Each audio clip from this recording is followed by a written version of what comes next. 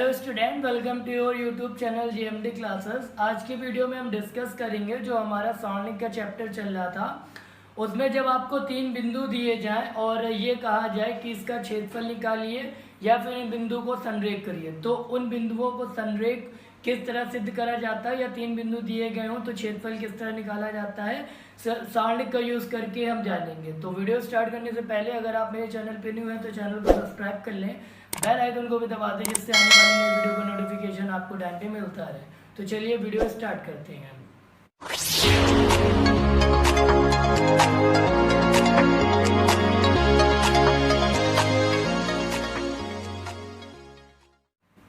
सारणिक के जो normal question थे, बेसिक वाले क्वेश्चन थे, कॉन्सेप्चुअल क्वेश्चन थे, गुणधर्म पर आधारित क्वेश्चन थे, वो सारे के सारे क्वेश्चन हम लोग कर चुके हैं। आज हम लोग नया टॉपिक पढ़ेंगे सारणिक में कि जब 3 बिंदु दिए गए हों तो उन्हें सारणिक का प्रयोग करके कैसे संरेख सिद्ध करा जाता है। तो चलिए मैं एक एग्जांपल ले लेता हूँ।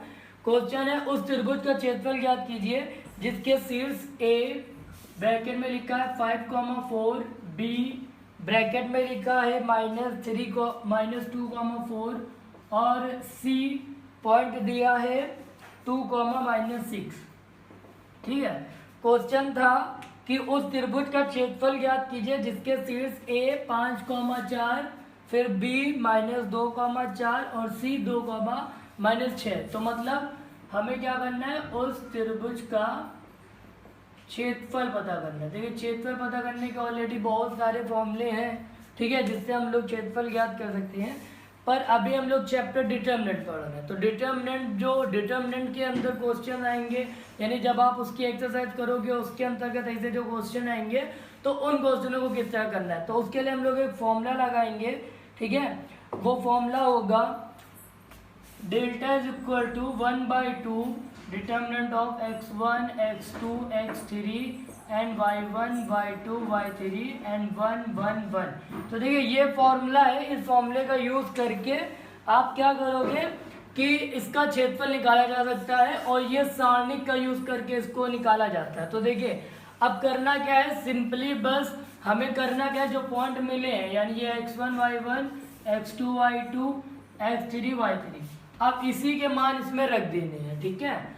तो delta is equal to 1/2, x1 की वैल्यू क्या हो जाएगी 5, x2 की वैल्यू -2, x3 की वैल्यू क्या हो जाएगी 2, y1 की वैल्यू क्या होगी 4, y2 की वैल्यू क्या होगी 4 और y3 की वैल्यू क्या होगी -1 और 1, 1, 1। ठीक, अब वैल्यू पुट करने के बाद आपके पास 2 ऑप्शन आते हैं। चाहो तो आप ये क्वेश्चन और भी छोटा कर सकते हो, वो जो हमने प्रॉपर्टीज पढ़ाई था उसका यूज करके, या आप चाहो इसे डायरेक्ट खोल सकते हो।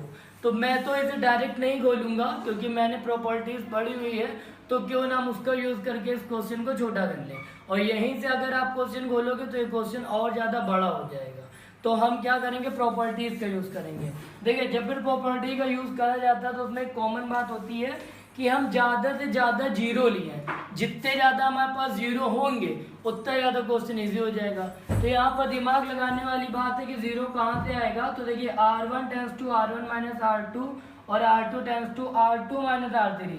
जब हम ऐसा करेंगे तो देखिए हमें सबसे ज़्यादा जीरो मिलेंगे। अब देखिए, इसको इससे घटाएंगे तब भी जीरो, इसको इससे घटाएंगे तब भी जीरो।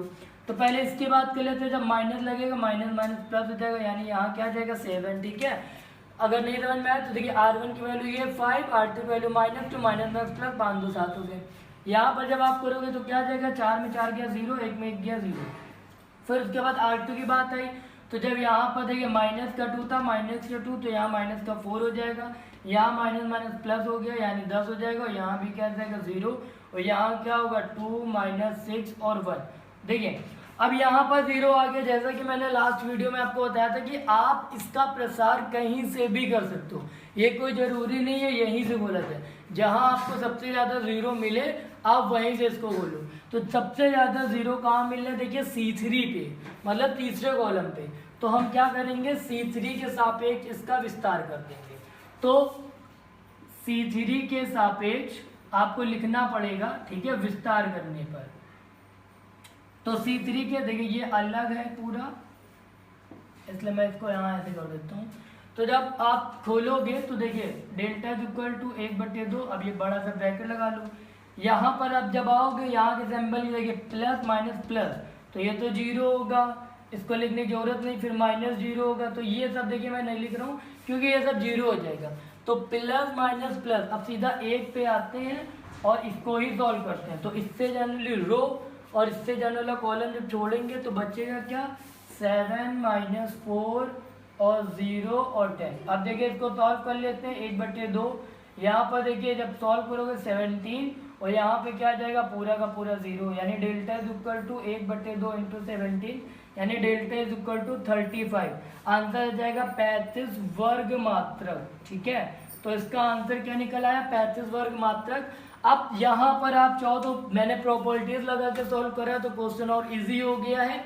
आप अगर करोगे, आप चाहो तो यहीं से खोल सकते हो, अगर आपको नहीं समझ में आ रहा है तो क्वेश्चन क्या हो जाएगा, ब्रॉड हो जाएगा। पर इसकी मैं एक सिंपल सी ट्रिक आपको बता दूं, तो कॉन्सेप्ट की बात हो गई। देखिए जब भी आप ये क्वेश्चन करोगे तो यहाँ 1 1 1 ये तो मिलेगा ही, तो आप इसका सिंपल कॉन्सेप्ट याद कर लो कि R1 से R2 और R2 से R3 घटाना ही है हमेशा, क्योंकि ये 1 तो चेंज होगा नहीं, क्योंकि ये फॉर्मूले में ये वहीं रहेगा। जब आप घटा लोगे तो इस तरह के जीरो मिलेंगे, और जब आप इसका विस्तार करोगे तो एक ही आपको पॉइंट खोलना पड़ेगा। ठीक है, तो ये इसकी शॉर्ट ट्रिक है, ये आप याद रखिएगा। जब भी ये क्वेश्चन आए तो आपको कोई दिमाग नहीं लगाना, बस R1 से R2 को घटाना ही है। ठीक है, R1 से R2 को घटा, R2 और एक बार में तीनों को नहीं घटाया जा सकता, ये भी मैंने आपको बताया था कि आप तीनों को ही घटा दो। ठीक, अब हम लोग नेक्स्ट देखते हैं।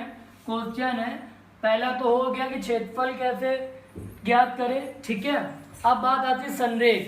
तो देखिए संरेख कैसे लिखा हुआ है, दर्शाइए कि दिए गए बिंदु, ठीक है, जो बिंदु पॉइंट दिए गए हैं, ये कह रहा सिद्ध करो ये संरेख है। तो इनके लिए देखिए क्या फॉर्मूला लगता है और इसको किस तरह पता करा जाएगा। देखिए इस जो कॉन्सेप्ट मैं बताने जा रहा हूँ इसमें दो क्वेश्चन आएंगे।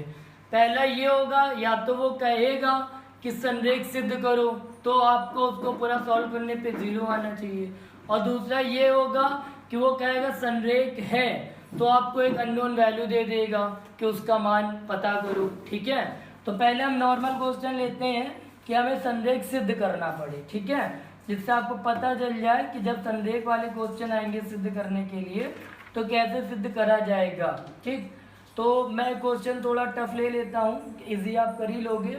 जो पॉइंट है वो है A ब्रैकेट में B + C। ठीक है, एक ये पॉइंट है। दूसरा पॉइंट क्या है, दूसरा पॉइंट है B ब्रैकेट में C + A, B ब्रैकेट में C + A। एंड तीसरा पॉइंट C जो है वो क्या है, C ब्रैकेट में A + B। देखिए ये क्वेश्चन दिया गया है और इसमें कहा गया है सिद्ध कीजिए, ठीक है, कि ये दिए गए बिंदु संरेख है। तो चलिए, अब संरेख का कॉन्सेप्ट और फॉर्मूला क्या होता है, तो बेटा संरेख का पूरा वही फॉर्मूला लगेगा, बस 1/2 नहीं लगेगा।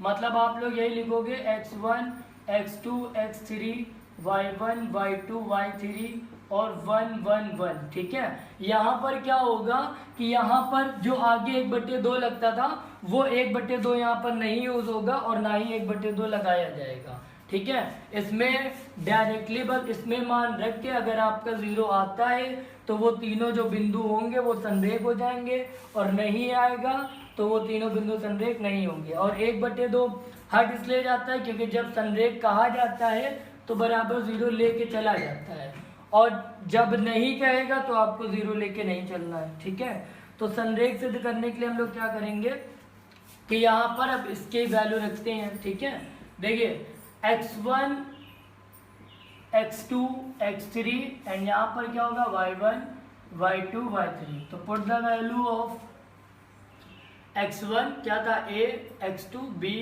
c। ठीक है, यहाँ पर क्या था देखिए b + c, c + a और a + b और 1 1 1। ठीक, अब देखिए इसको सॉल्व करना है। तो देखिए वही पूरी बात आ गई घूम फिर के।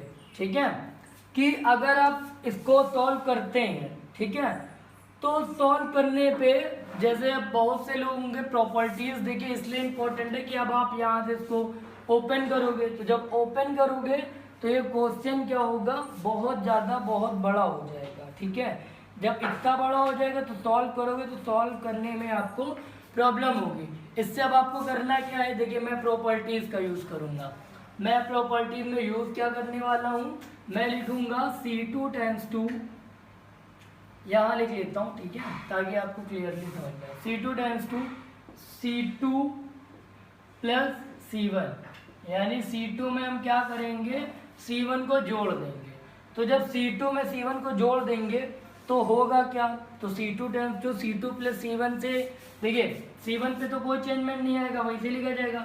C2 में ये ऐड करके लिखा जाएगा, यानी A plus B plus C, यहाँ पर B ऐड हो जाएगा तो A plus B plus C, और यहाँ पर C add A plus B plus C.